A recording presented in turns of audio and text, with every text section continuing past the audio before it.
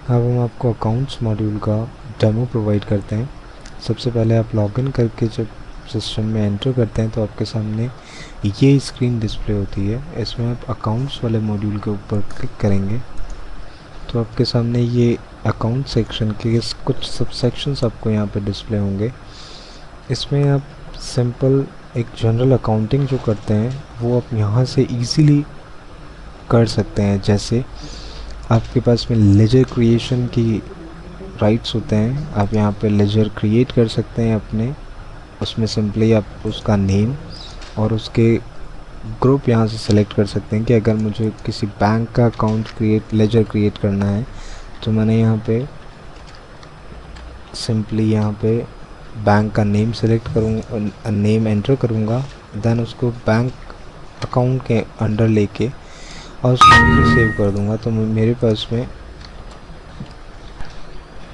वो bank particular enter हो जाएगी। ये यहाँ से आप सारे लेजर क्रिएट करते हैं। कुछ और एंट्रीज भी हैं जो आप यहाँ से इजीली एंटर कर सकते हैं। नेक्स्ट हम लोग बात करेंगे फ़ी के टाइप्स क्रिएशन की। फ़ी के टाइप्स आप यहाँ से ऐड कर सकते हैं।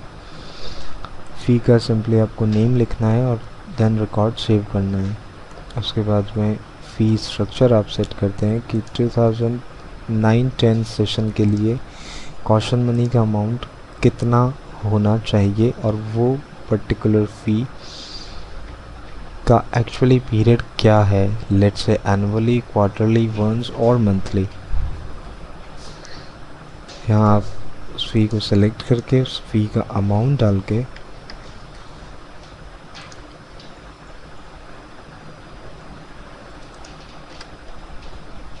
और सेव कर दीजिए। रिकॉर्ड सेव करने के बाद में आपको नीचे डिस्प्ले हो जाएगा। इसके बाद हम लोग चलते हैं ड्यू फीस पे।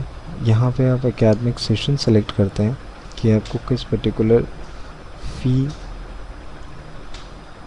को किस पर्टिकुलर स्टूडेंट के लिए सेट करना है या ड्यू करनी है। यहाँ से मैंने सेशन सेलेक्ट किया, सेमेस्टर सेलेक्ट किया तो मेरे पास सारे स्टूडेंट्स की लिस्ट आ गई। यहाँ पे मैंने सबको टिक ऑल किया और ये फीसेस मैं ड्यू करना चाहूँगा। यहाँ पे अगर फ़ी टाइप वंस है तो एक बार आपके पास में फ़ी डिस्प्ले हो जाएगी, अगर एनुअली है तो एक बार, अगर क्वार्टरली होगी तो 4 टाइम्स इन द ईयर। यहाँ से मैं इसको सेलेक्ट करके और सेव कर दूँगा। रिकॉर्ड सेव करने के बाद हम लोग बात करते हैं फ़ी रिसीव्ड की। उससे पहले हम लोग डे बुक एक बार चेक कर सकते हैं। जब मैं डे बुक चेक करूँगा तो मेरे पास डे बुक के अंदर डेट वाइज सारी लिस्टिंग आ जाती है कि कौन कौन सी एंट्रीज हुई है।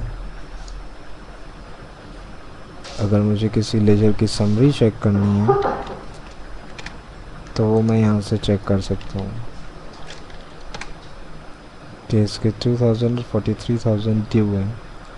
अब हम लोग फ़ी रिसीव्ड की बात करते हैं। यहाँ से मैं पर्टिकुलर स्टूडेंट सेलेक्ट करूँगा, उसका मेरे पास में आउटस्टैंडिंग बैलेंस की यहाँ पे टोटल आ जाएगी। जब मैं इस बटन के ऊपर क्लिक करूँगा तो यहाँ पे मेरे को उसका पूरा आउटस्टैंडिंग बैलेंस डिस्प्ले हो जाएगा। यहाँ पे मैं सेलेक्ट करूँगा कि caution money 2000 rupees and 35,000 rupees tuition fee वो डिपॉज़िट कराना चाहता है तो ऑटोमेटिकली मेरे पास ये चीज़ आ जाती है। और यहाँ पे जितने भी बैंक और कैश अकाउंट्स आपके हैं वो यहाँ डिस्प्ले हो जाते हैं। लेट्स से मैंने कैश में 25,000 रुपीज़ और बैंक के थ्रू 12,000 रुपीज़ डिपॉज़िट किए विद चेक नंबर दिस, और रिकॉर्ड को मैंने जब सेव किया तो रिकॉर्ड सेव हो गया और इसका आउटस्टैंडिंग बैलेंस मेरे पास में 8,000 रुपीज़ अभी भी क्रेडिट आ रहा है जो मुझे उससे लेना है।